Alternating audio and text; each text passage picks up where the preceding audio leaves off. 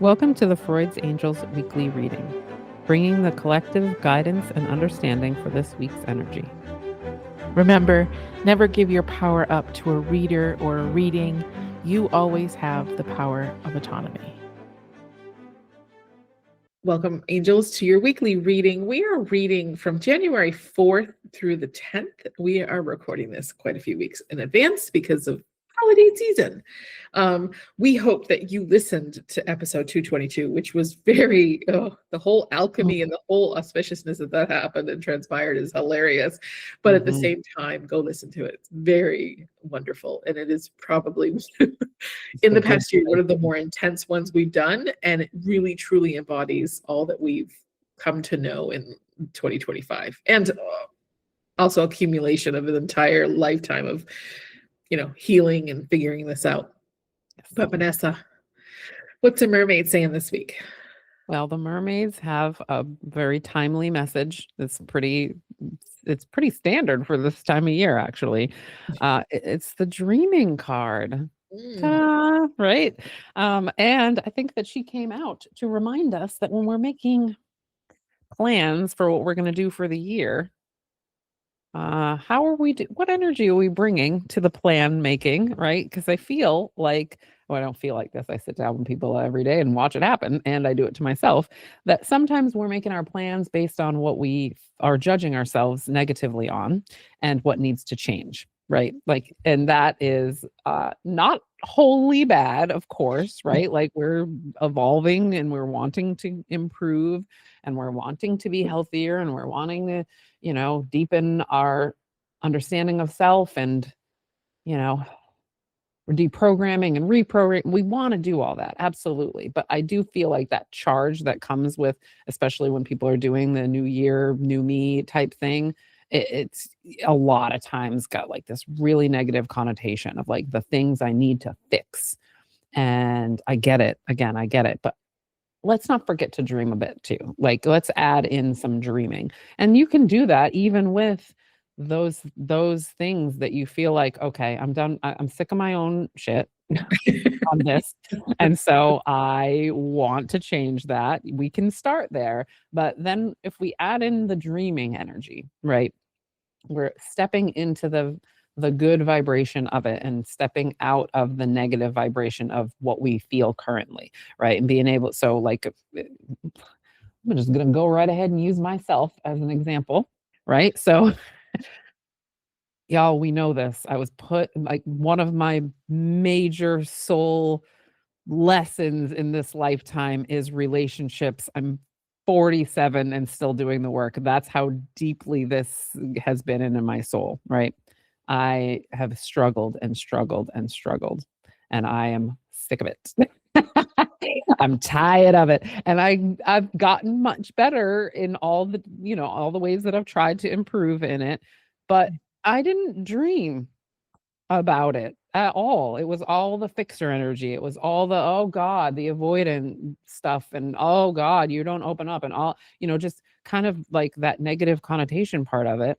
And I still did okay, but what about dreaming? Like, did I ever really, prior to probably, I don't know, I guess near the beginning of the year, I did it a little bit because I wrote lists. But when I look at those lists, they were extremely practical lists.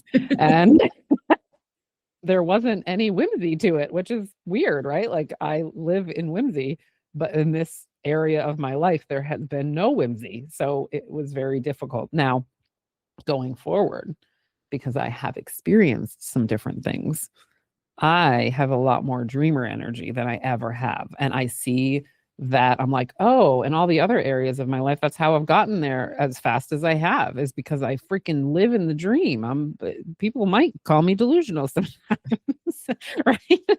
But I live in the dream. I created it because I dreamed about it. I was like, oh my God, that's going to be amazing. I'm going to do it. And I did, right? So what's the difference here? So when I think about what I'm going to do in 2026, which is I'm gonna get the relationship thing right. I'm declaring it. I'm going to do it in the way that feels right. And then I'm going to embody it. And it's going to be awesome and amazing. And I'm going to dream about it and not just write a freaking list of what people have to do in order to be in a relationship with me or a list of what I have to do in order to be healthy in a relationship, because that is not dreamer energy. That is like just not dreamer energy for me. So, that's what I mean when I talk about like doing that, is that we're mixing it in. It's not that we're just like totally, I'm not just going to go chase Hallmark. I get it. Like this there though, like Hallmark, sorry. I watched 3 yesterday. 3 Christmas movies in a row. I think I suffered at the hands of the delusional expectation I have of relationships based on things like Hallmark movies.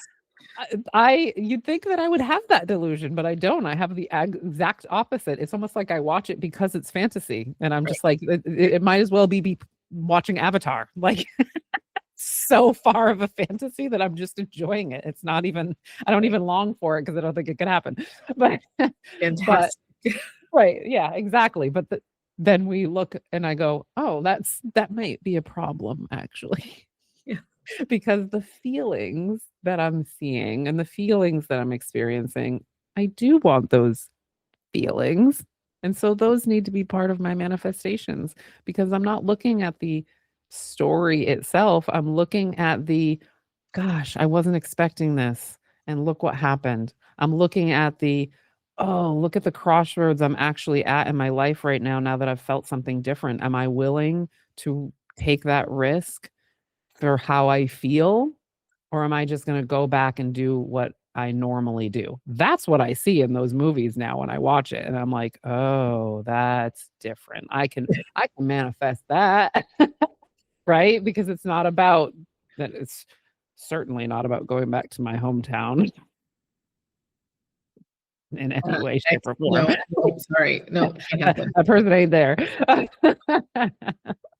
Neither is anything in a Hallmark movie there either. So yeah, there's just woods. That's all it is. That is the truth. 100%. It's not like you could go be the shop owner or go be the like high executive coming back home, because there's nothing there. There's nothing. Yeah, exactly. But I can think of the feelings, right? Like the feelings of being like, hey, things that are sweet and familiar might be comforting, and they might bring more to me, right? Like I'm here in Kentucky and I'm spending so much time with my sister and her husband, and like it's these sweet moments that I'm having, and her friends are so amazing, and like, gosh, like this is the kind of energy that creates more of that kind of energy. It is like the Hallmark energy. Yeah. Oh, interesting.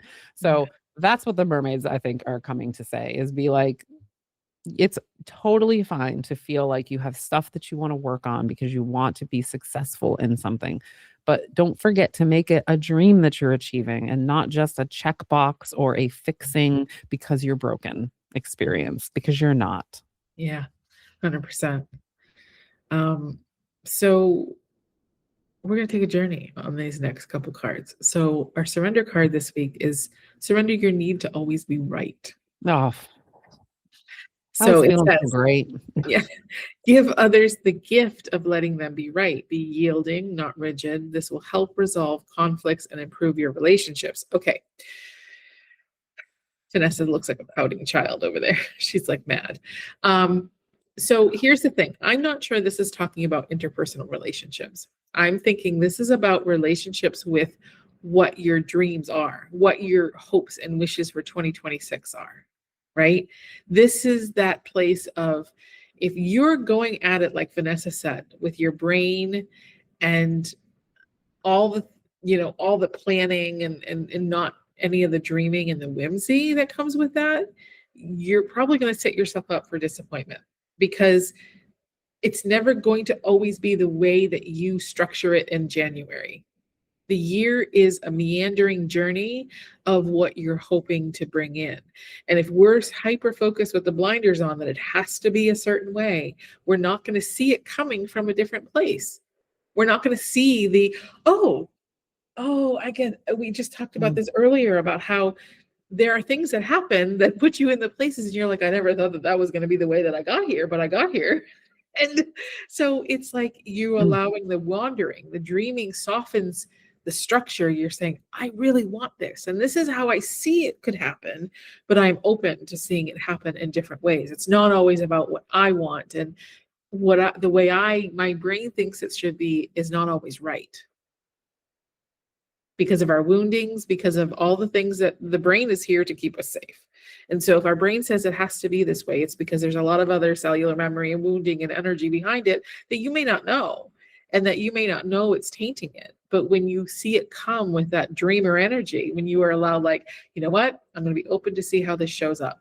When you can do that, then it'll happen so much faster, and you'll be way more fulfilled and feel way better about what you're manifesting than you would if it matched your rigidity. Yeah. So it's like, I'm not Whatever. saying I anything. mean, for me, it is about the interpersonal relationship because that's what I just went on a diatribe about, and it totally fits. So Yeah. whatever. Heard. Next. So numerology card is number 2, which is patience. Is let me read you this because I think you're going to laugh. This card indicates a time to stop and enjoy the present moment, as nothing more can be done to achieve the outcome you desire. Rather than take action, you are being asked to evaluate your progress and clarify your dreams, which will help you manifest them sooner. This card also indicates a need to take your time and pace yourself instead of making hasty plans and decisions. New I Year's am resolutions. dissociating right now. Yeah. Failure to do so could result in stress and disappointment. This is an opportunity to focus all your energy and intention on visualizing your dreams as opposed to pushing against the obstacles standing in your way. Surrender to the outcome, the universe. Surrender the outcome to the universe and get on with living your life, allowing things to come to fruition in divine order and timing. I know. Swear at me if you need to. I'm not even, I was going to pull tarot cards after this too, and I'm just like not gonna. Yeah, Because I'm you don't tired need of being to. roasted today. It's been hours. We've been doing this for what? Freaking like 4.5 hours now. Right. She's And like, it's funny because my cards are right underneath my sticky note that says let the process that I have to look at 55 times a day because I have no patience. Fun. This is good times. but Great. this applies It's to all true. areas of our lives, It's you know? true. I mean, I know that it's true. That's the thing about it is like I know that it's true and I talk the talk and sometimes I know how hard it is to walk the walk. Yes, same. Believe me, same. Our money card this week is I align my thoughts and mindset to attract money into my life. Mm. The whole purpose of all that we've done last year is like to align us to what we're here to do. Now, many of you might fall into the new year, new me, making New Year's resolutions. Fine. That is your will. If that feels good to you, please continue to do so. If you're vision boarding last week and you're into this week, great, do so. Please keep in mind that January and part of February, generally to the Lunar New Year, is always generally cleanup aisle previous year. So we're in 2026. So think about all the things in 2025 that energetically needs to come to a close or an ending in order for you to continue on in 2026. It always is. And maybe you feel different, and that is perfect because that is your energy signature. But for me, January is always either hangover time, not literally, but in energetic standpoint, and B, it's always a time of reflection. Like, what happened last year? What was that? What train just ran over me? And kind of to really sit and think about what went right, what were all the things that felt good, what were some things that didn't feel great, and what did I understand about those things that didn't feel great? What was the purpose of them? Why did they not feel great to me? Was it because it wasn't aligned with what I feel is right in my heart? Or was it because I didn't feel good because I was reluctant to see something either about myself or the situation that needed to be exposed in order for me to continue to grow and to move and to evolve. And so, and going through those things and even taking time to look through your calendar, what did you do last year? Like, what were the events, what the big events that and how did you feel about them? And what surprised you last year that happened in a positive way? And what surprised you last year that you didn't expect to happen? Giving you a totality of like, okay, then you can use that information, use the places that felt right and see the signatures of them, the patterns, the energetic signatures, and invite that energy into your life for this year, whatever you're building. And you can choose to do whatever you want to do. That is absolutely your call. Whether it's soul aligned or whether it's just fun, whatever it may be. But if we connect to the energetic signature of the things that felt really good, then we will understand the purpose of what we want to bring in. The vision board, all the things on the vision board. What is the purpose? What is it healing? What is it bringing to us? And how is it fulfilling me energetically? And that kind of aligns you in a way that gives you a direct access to really connecting to what your dreams are. And so this week and, even this month into the Lunar New Year, which is, I think, early February, I don't remember off the top of my head, connect with that. Connect with, it isn't just a one day of vision boarding. It's a journey into really recognizing the places where you felt most aligned and so soul connected, and the places where you're like, yeah, maybe not so much because that didn't feel soul aligned or connected. Was it for a purpose? Was it for bringing you awareness and clarity? Or was it because you said yes to something that wasn't in alignment with you? Yeah. So just giving you some food for thought, but regardless, may year 2026 be exactly what you need to be in your next step of your evolutions. And if you're listening to this, yes. So Sacred Body Path enrollment is open. If you're curious, or if you're like, oh yeah, no, I'm in because I need to not only emotionally, mentally, and energetically be aligned, but physically be aligned with what I'm trying to manifest, reach out to me or sign up. Just go to sacredbodypath.com and you can sign up. We begin January 25th. And if you have any questions or need anything, reach out to me. You know where to find me. But we love you and we hope that you have the most beautiful new year ahead. Yes. Yeah. See you soon. Thanks for listening. We hope we gave you something to support your journey. Check out our Facebook or Instagram page to connect with us. Have a great week.